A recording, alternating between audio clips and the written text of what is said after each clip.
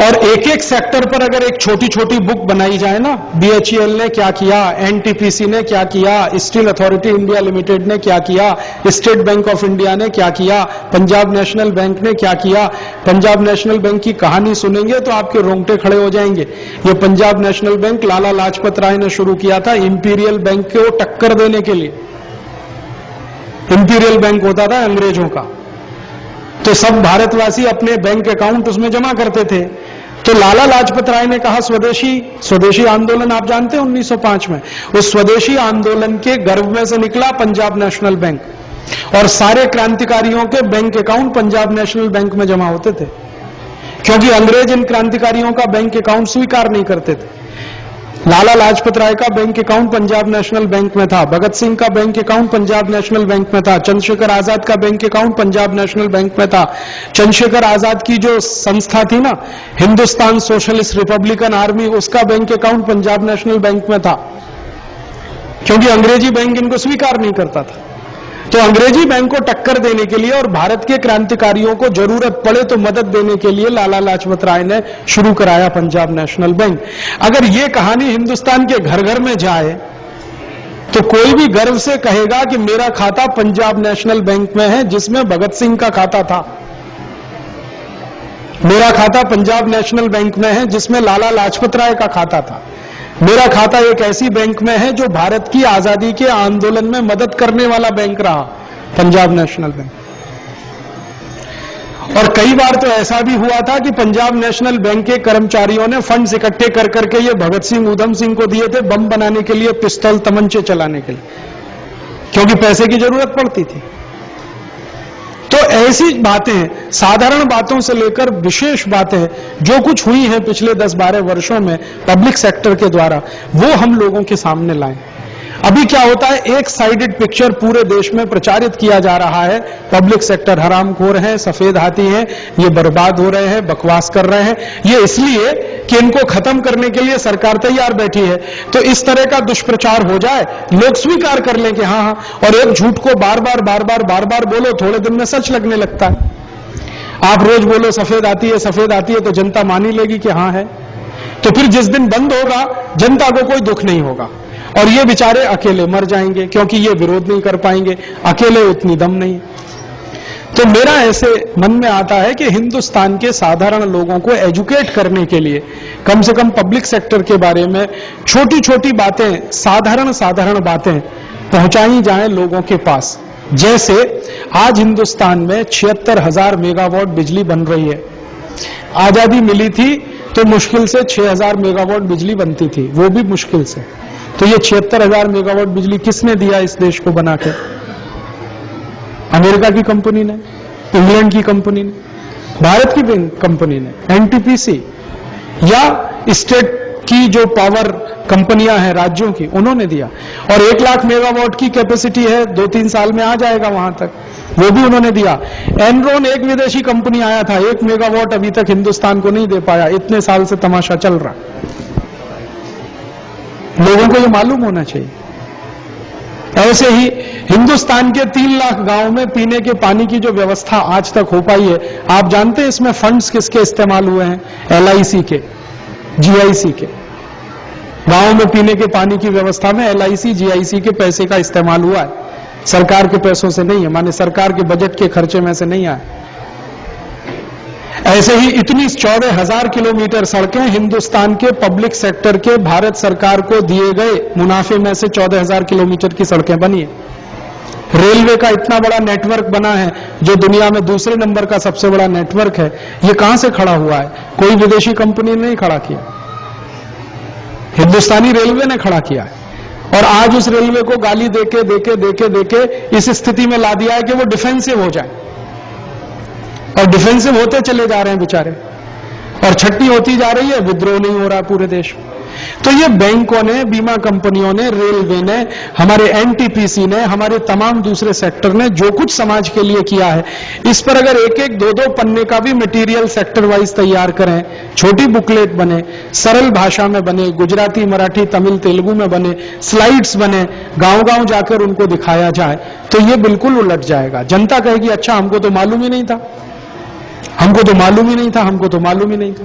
जब मालूम होने लगेगा तो जनता को समझ में आएगा कि हरामखोर ये नेता हैं जो लगे हैं कौड़ी के भाव में पूरे देश की संपत्ति को बेचने के लिए। प्राइवेटाइजेशन के नाम पर ये क्या करने जा रहा है, मैं थोड़ी देर पहले आपको बताया। और WTO की कंडीशन में क्या करने जा रहे हैं। दिल्ली का एयरपोर्ट दुनिया का अकेला ऐसा एयरपोर्ट है जिसके पास 6000 एकड़ जमीन है, किसी एयरपोर्ट के पास नहीं।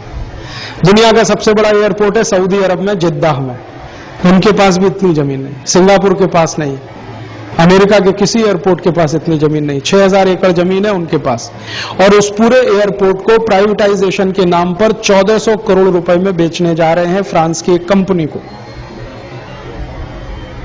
जबकि जिस स्थान पर यह दिल्ली का एयरपोर्ट है वहां 1 एकड़ जमीन की कीमत इस समय 20 करोड़ रुपए है। 1 एकड़ जमीन की कीमत 20 करोड़ रुपए, जहां पर यह एयरपोर्ट है गुड़गांव दिल्ली के बीच में। 6000 एकड़ जमीन है, कितने का हो गया? 1,20,000 करोड़ की प्रॉपर्टी बेच रहे हैं 1400 करोड़ में। प्राइवेटाइजेशन के नाम पर यह हो रहा है। और इसका माहौल कैसे बनाया है? 2 साल से दिल्ली एयरपोर्ट के खिलाफ कैंपेन किया जा रहा है पूरे देश में, हमारे ही मंत्रियों के द्वारा।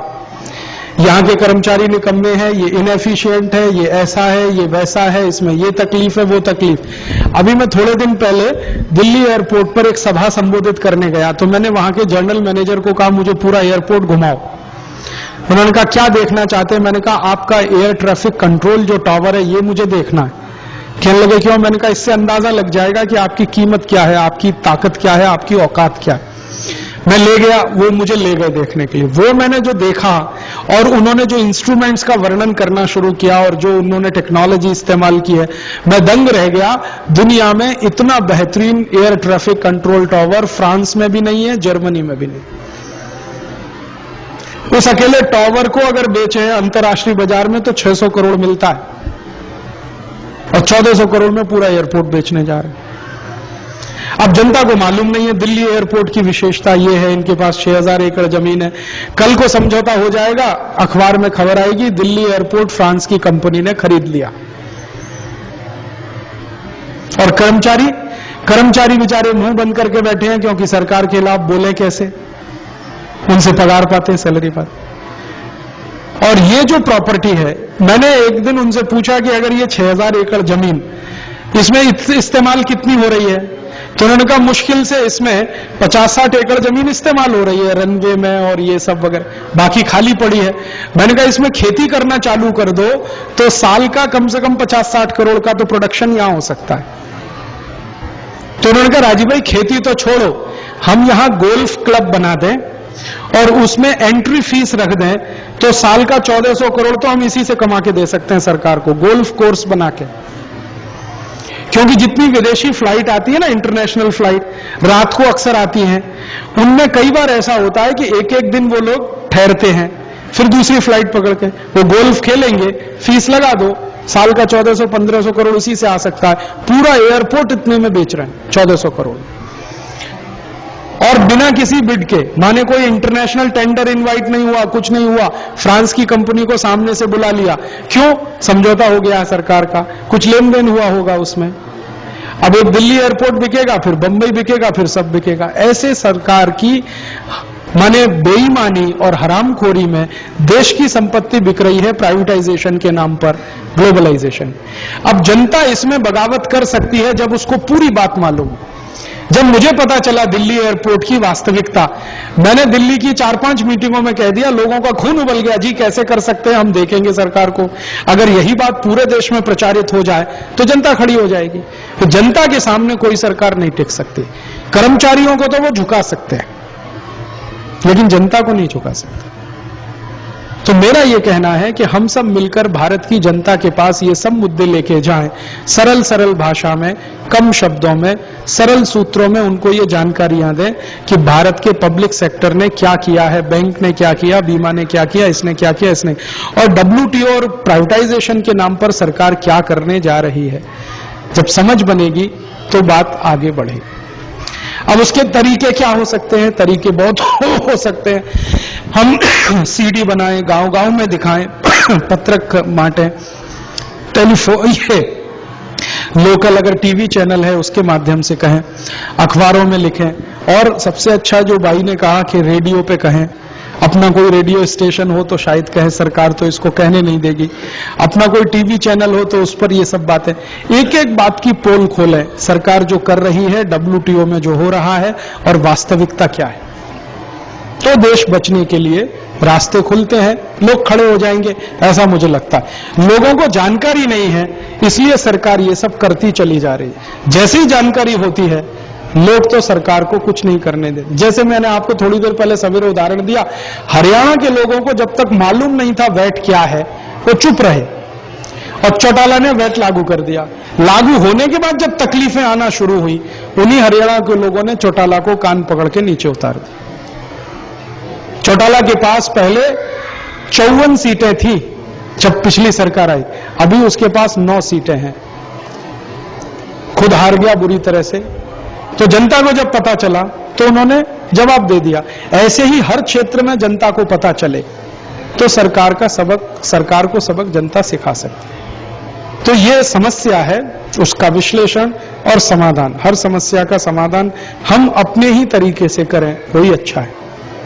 अब इसमें एक बात वो अंत में आके खत्म होती है कि कौन करे इस काम को, हम सब करें।